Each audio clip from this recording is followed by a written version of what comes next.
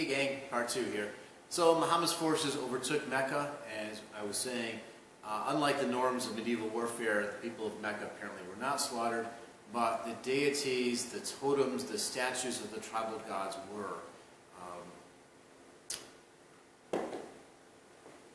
In an act that rededicated the Kaaba to the one God, Allah. So the people of Mecca in time converted. Pagan sites were converted themselves to mosques.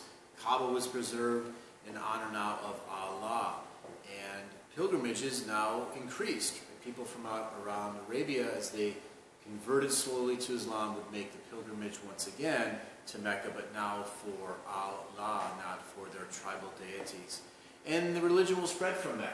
Okay? As trade caravans came in, imagine this. So I'm coming in with my camel, and I realized that the last time I was in Mecca, people were fighting. There were brothels and bars and gambling and all these types of vice, and now people were at peace with one another and helping the poor, and I'm probably very impressed. And then walk on to the next settlement, the next clan, and I tell them what has happened in Mecca. And this religion begins to spread, in some ways through word of mouth. Right? As I said, kind of in a 7th century version of the internet. So it'll spread along the caravan routes, both over land and by water, to encompass most of Arabia by the year of Muhammad's death in 632. Now, also, the great mnemonic device is 5 pillars of Islam. So again, I'm kind of like, walking with my camel through the desert. I have 5 basic things to remember, right? These are the 5 pillars of Islam. There is no God but the God. Illa Allah Allah. And Muhammad is his prophet. Prayer 5 times a day. Eventually, Muhammad directs his followers to face the Kaaba stone, right? To face Mecca. If you're within Mecca, you go around the Kaaba stone 5 times per day, and you don't get to choose to do it all kind of before you go to bed. It's early in the morning, it's throughout the day, right? Where you hear the muezzin, the call to prayer 5 times a day. And people join together. Separately, men and women, okay? But people join together in prayer in really a very submissive posture, right? This almost a fetal position with the knees and the elbows on the ground, right? Facing the Kaaba stone. Fasting during the holy month of Ramadan, the month during which Muhammad received his commission from the Archangel Gabriel. That is a holy month that follows the lunar calendar. So it won't always be on the same dates every year, kind of like Passover or Easter if you're Jewish or Christian. It moves around a bit. But during that month, no eating or drinking during daylight hours. How can you help the hungry if you've never known hunger yourself? Right? Charity or almsgiving. Again, that admonition that to whom much is given, much is expected.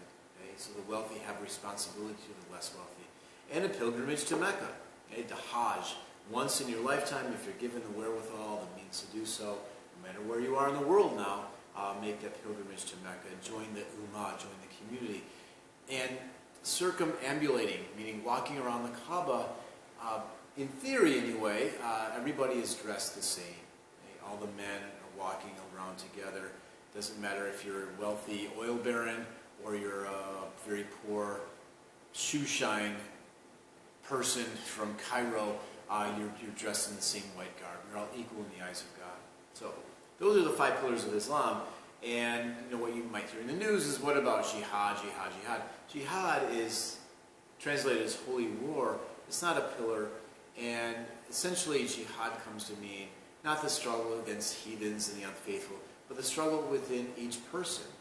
Each person's own internal struggle against vice, right? Against sin. Against keeping your money instead of giving it to the poor, right? That's very, very tough to do for some people. Over time, a body of law will develop, Sharia, that will reflect the culture of the place and time, right? So Muhammad doesn't say women should be veiled. Women had already been veiled. Women were veiled in classical Greece, okay? This was part of upper class society, at any rate, of this period and even prior. So the culture of the times, the zeitgeist, right, will influence law as it's developed over time. In fact, Muhammad did not denigrate women beneath men. Okay? Muhammad loved his daughters. Muhammad loved his wife. People might say, well, how come Muslim men were allowed 4 wives and a woman wasn't allowed 4 husbands?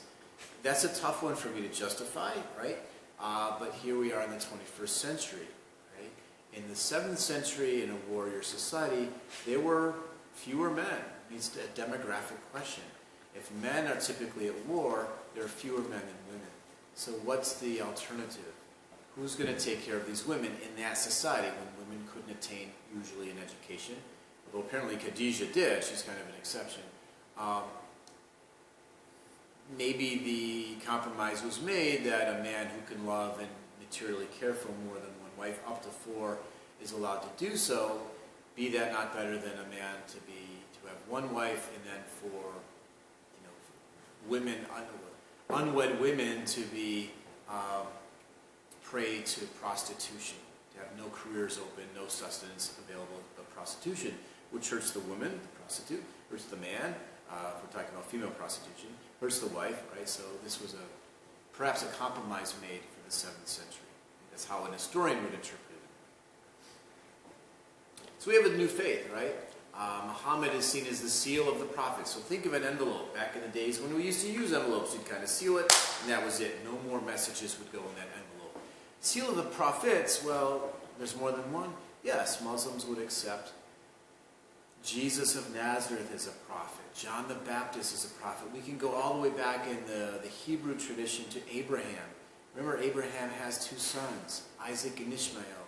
Ishmael with his wife's handmaid, Hagar, who was kind of left behind when Sarah, his own wife, as a child, becomes pregnant, right? So we have this great-grandfather in a family tree of 3 faiths, right? Abraham, Jewish tradition. Jesus of Nazareth was Jewish.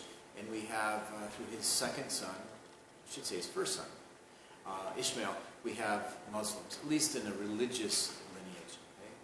So Islam is seen as a culmination and refinement of these earlier faiths that worship the same God. It doesn't mean they're the same. By no means are they exactly the same. But there are commonalities, right?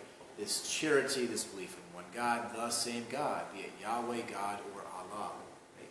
Recognition of earlier prophets.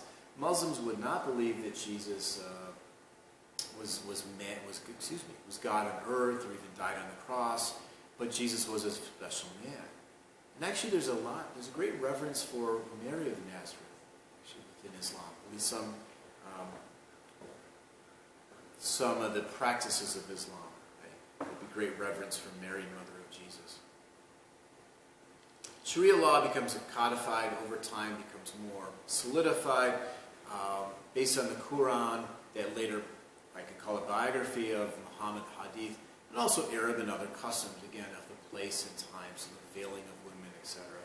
The admonition against eating certain things like pork, okay, halal diet, okay, which made sense for a place and time that lacked refrigeration, okay, becomes incorporated into Sharia law. Okay. A lot of the law centered on marriage, okay, caring for one's wife or wives, business, being honest in business. Business was not frowned upon, as it might have been in early Christianity, okay? Easier for a camel to pass through the eye of a needle than for a rich man, businessman probably, to enter heaven. That's not the admonition in Islam. Okay? Muhammad himself was a business person, an honest one, apparently, right? But there are certainly rules to remain ethical in business. Muhammad will die in 632 of natural causes. Then what, right? His friends elect his father-in-law, Abu Bakr, as the next leader, the Caliph. The Caliph is both the spiritual and political head of the Muslim community, the Ummah. Abu Bakr made war against those who abandoned Islam, right? So under Abu Bakr, Muslim Arabs will push against other Arabs who had not converted, and also will push out of Arabia northward into the Sassanid Persian Empire and the Byzantine Empire. 2 nations that had been at war with one another for decades were already weakened. Now we have these desert fighters streaming northward, right? These were fighters who could live on very sparse means, right? They're coming out of the desert. They were great horseback fighters attacking urban society. And the Sassanid Persian Empire will fall, and much of the Byzantine Empire will also fall. Before we get this Hollywood notion of a kind of convert or die process, many religious minorities within the Orthodox Christian Byzantine Empire who didn't feel certainly welcome or comfortable, they felt persecuted by their own government, often welcomed in the Muslims. Like, what do you want? You want to rule over us? Well, what are you going to charge us in taxes? Oh, that's actually less than we're paying right now. Why don't you just come in and we won't fight? Okay? So conquest in the dictionary means a level of violence, right? But historically, it might not so. It might not entail that level of violence. Okay? So the faith spread through Arabia northward. I'm not going to say there was no violence, but it's not, again, this kind of convert or die scenario we might see in Hollywood. So, dark Islam to 632, so much of Arabia by the death of the Prophet Muhammad. Lighter purple, 661, mostly under Abu Bakr, stretching through the Persian Empire, taking away chunks of the Byzantine Empire, right? This was the Eastern Roman Empire. It becomes truncated. In green, what do we have? Byzantine Empire. In orange, the Lombards, and in this light shaded blue, the Franks, we'll talk about soon, okay? Medieval Europe. But in many ways, Europe, at least this part of Europe, is culturally backward, right? Literacy is being lost, cities are being abandoned. If other historians aren't watching, I'll call this the Dark Ages in Western Europe. Meanwhile, Arabian Muslims are enamored with urbane society, like city life, in medicine and mathematics, right? In writing, literature. I mean, mathematics coming from India, right? The concept of zero. I mean, these Muslims invent algebra. I know, darn it, somebody had to invent that, and someone did, right? Pushing across North Africa, eventually into Spain, even into France before they're pushed back, okay, as we'll see, by Charles Martel. So this tremendous expansion of Islam, okay? There will be succession crises, so what happens after Abu Bakr dies? Who's going to be the next caliph? Well, the followers of Muhammad elect another person. The fourth caliph is actually Muhammad's cousin named Ali, who was assassinated in the year 661. The partisans, or the followers of Ali, basically split off from the main sect, the main branch of Islam, to form another denomination, or the Shia Muslims, right, who would believe that the true leader, the true caliph, has to be a blood relative of Muhammad. Others would say, it is as God wills, and will follow the Umayyad family, who came to govern most of the Muslim community. Right? So followers of Ali become Shia, or the partisans develop separate ideas. Yeah, so we see a split in Islam quite early, perhaps not unlike the split we will see in Western Christendom after the year 1500, which is much later. But when Christianity splits, right, Protestant and Catholic denominations, there's a lot of violence. It's like splitting the atom. Similarly, with the split of Islam, there'll be violence, but each side will engage in violence against the others, because there's true believers on each side who believe they have the truth. One side believes the other's lying. One side believes that you made stuff up, that Muhammad didn't really say that. You're just adding those things, okay? The Shia will come to believe in kind of an apocalyptic future when an imam in hiding, a leader in hiding, will return. The Sunnis, for most Sunnis, probably don't believe in that. Certainly not back in the mid-7th century. Now, that violence has not been constant since the mid-7th century, okay? Shia and Sunnis can live together in great peace, can be married with one another, for crying out loud, right? We did see violence after the invasion of Iraq in 2003, the eventual toppling of Saddam Hussein, a Sunni ruler in a majority Shia country. Okay, we will see sectarian violence, but it's not constant, it's not a given. Okay, these are examples of periodic explosions, often for political and social reasons, not just cultural or religious ones. There's often a lot of economics involved in religious violence, right? The Umayyad dynasty. So the Umayyads come to govern the Ummah as a dynasty. Okay? Caliph will die, his eldest son will be the next caliph, right? So this religious and political role in one person. For about the next century, they were part of the Meccan merchant class. They will move the capital northward to Syria, okay, on the Mediterranean. The Arabs formed a military aristocracy. They're the upper class. there'll be a tax on non-Muslims. You might think that's not fair. Non-Muslims pay a tax and Muslims get a tax break. Muslims have to give according to their wealth, right? That zakat, or that charity, is part of their religion. So this, in the eyes of the Muslim rulers, was an attempt to be fair, that Muslims have to give to charity as a religious pillar. Non-Muslims don't, so we will tax them. The Umayyads, however, probably spent a great deal of that money on luxurious living, at least after the first couple generations, and they would see a loss of their moral authority. Ultimately, they will be replaced by another family, the Abbasids, who moved the capital eastward to Baghdad. Right? Abbas was a Sunni Arab. He allied with non-Arabs and Shia and conquered the Umayyads. In fact, invited the leading Umayyad family to a banquet and then slaughtered all of them. Okay, so much for thou shalt not kill here. Okay? Now, this was not necessarily a very Muslim thing to do, by the way. Muhammad puts in the Quran, verily God hated the aggressor. So defensive war is okay, but to slaughter your enemies is be proscripted in Islam, be against that religion. The Abbasid dynasty will govern for about 5 centuries, okay, based again in Baghdad. Borrow a lot of Persian ideas. So we'll see coins and roads, right, postal systems. The House of Islam will grow territorially. And in many ways, this is a high point of Arab culture.